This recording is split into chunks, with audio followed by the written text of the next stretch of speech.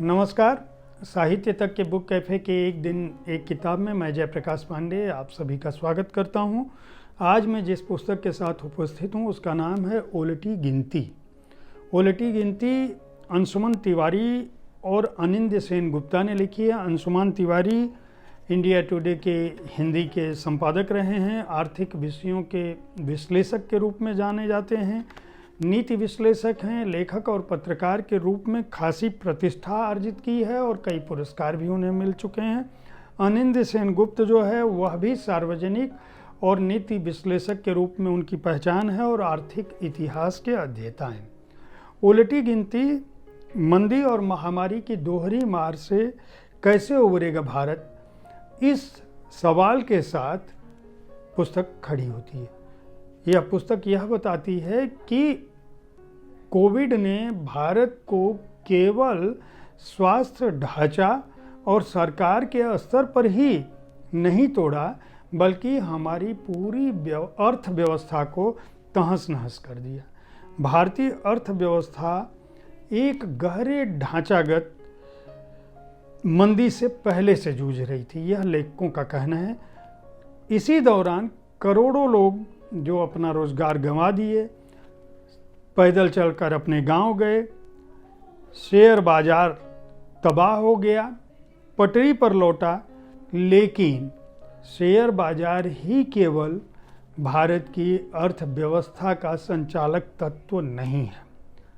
जो आर्थिक असमानता इस दौर ने हमारे देश, समाज और अर्थव्यवस्था को दी, उसका भी एक दूरगामी असर पड़ेगा, यह लेखकों का कहना है। उनका कहना है कि जो सख्त लॉकडाउन था वह अपने आप में एक तरह की बड़ी गलती था।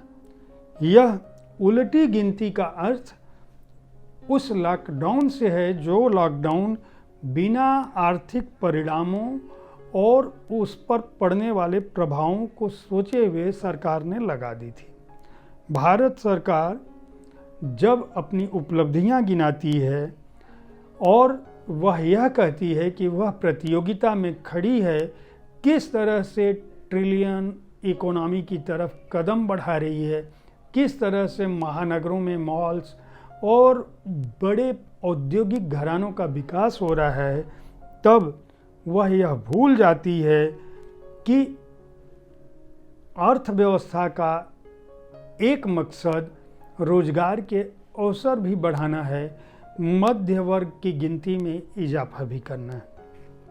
यह पुस्तक बताती है कि जो भारत की जीडीपी है, प्रति व्यक्ति जो आय है, वह किस तरह से लगातार घटी है।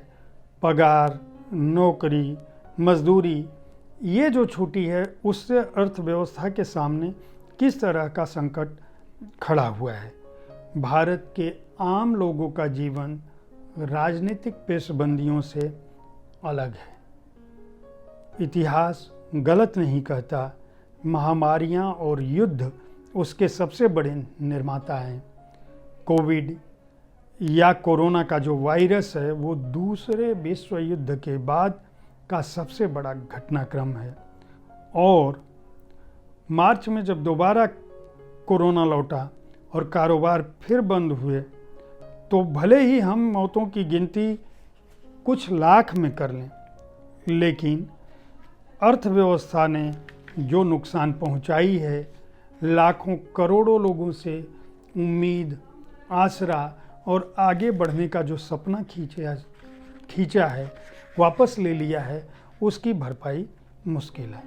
यह पुस्तक कारोबारियों के कथानक से शुरू होती है।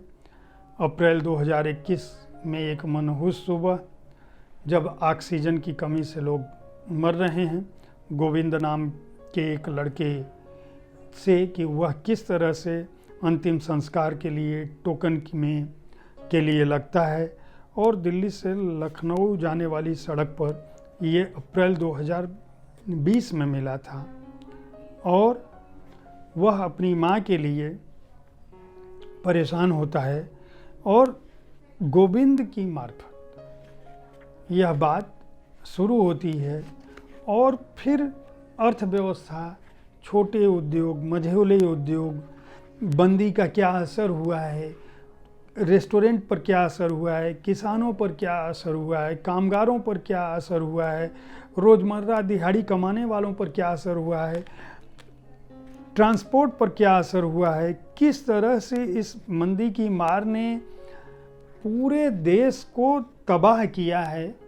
मानसून, आत्महत्या, किसान, खेतीहर मजदूर, धनी किसान, कोई ऐसा नहीं है जिसके ऊपर इसकी मार ना पड़ी हो। इसी तरह से जो भारतीय मध्य वर्ग है, जिसकी गिनती लगातार बढ़ रही थी, वह कोरोना के बाद धीरे धीरे सिमटने लगी और जो मांग थी वह धीरे धीरे कम होने लगी बाजार की। सॉफ्टवेयर इंडस्ट्री भी इससे प्रभावित हुई, टैक्स पर भी इसका असर पड़ा, खपत पर भी असर पड़ा, गरीबी की सीमा रेखा बढ़ी।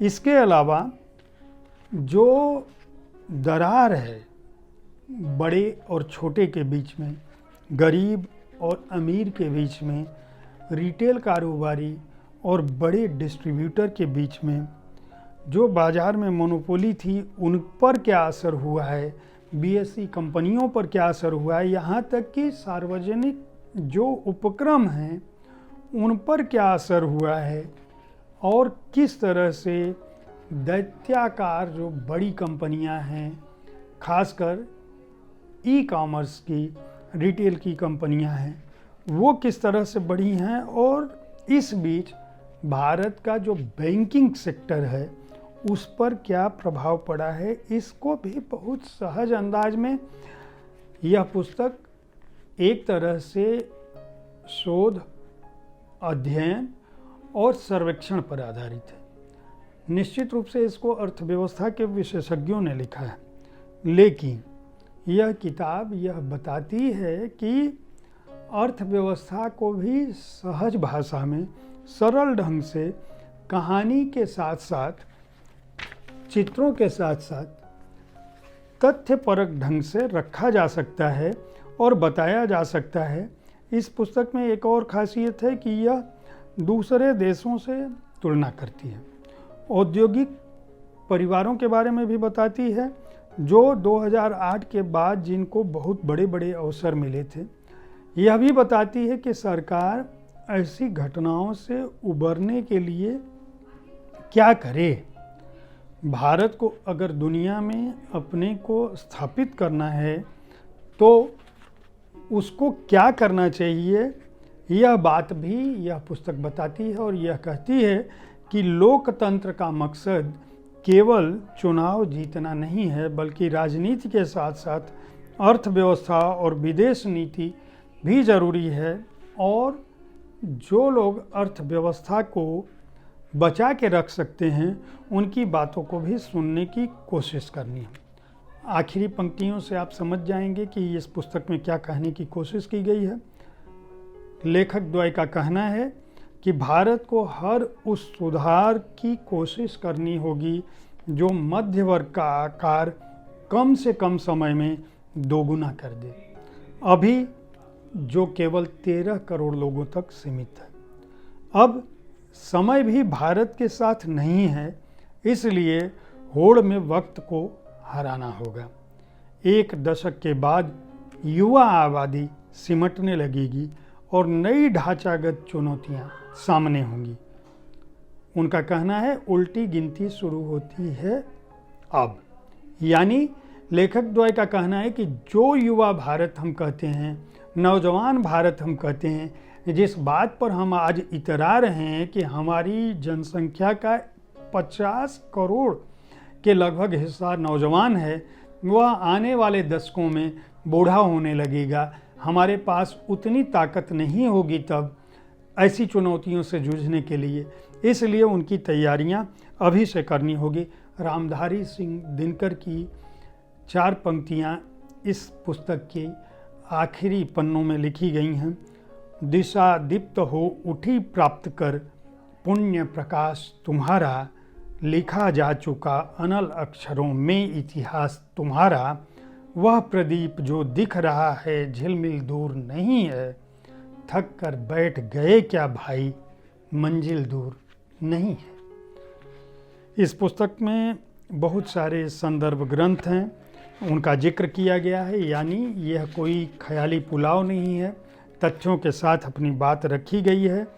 286 पृष्ठों की यह पुस्तक है जिसका मूल्य केवल 250 रुपये है। भारतीय अर्थव्यवस्था को समझना हो और पिछले 2 सालों में उस पर किस तरह से क्या असर हुआ है, पिछले 2 दशकों में वह अर्थव्यवस्था किन किन रूपों से होकर यहाँ तक पहुँची है, इसको समझने के लिए यह पुस्तक एक बहुमूल्य पुस्तक है। इसके प्रकाशक हैं राजकमल प्रकाशन के सहयोगी सार्थक प्रकाशन। आप इस पुस्तक को खरीद सकते हैं, पढ़ सकते हैं और देश को बचाने में अर्थव्यवस्था की क्या भूमिका है उसमें मदद भी कर सकते हैं और उसको समझकर आगे भी बढ़ सकते हैं। उम्मीद है साहित्य तक का यह एपिसोड आपको पसंद आया होगा। इस कार्यक्रम में आप किस तरह की पुस्तकों की चर्चा चाहते हैं, इनके बारे में अपने विचारों से हमें ज़रूर अवगत कराएं। आपके विचार और आपकी राय हमें इस कार्यक्रम को बेहतर बनाने में मदद करते हैं। कल ठीक इसी समय ऐसी ही किसी एक पुस्तक के साथ मैं आपसे फिर मुखातिब होऊंगा। तब तक के लिए देखते रहें साहित्य तक। अगर आपने हमारे चैनल को सब्सक्राइब नहीं किया है तो ज़रूर सब्सक्राइब कर लें। धन्यवाद।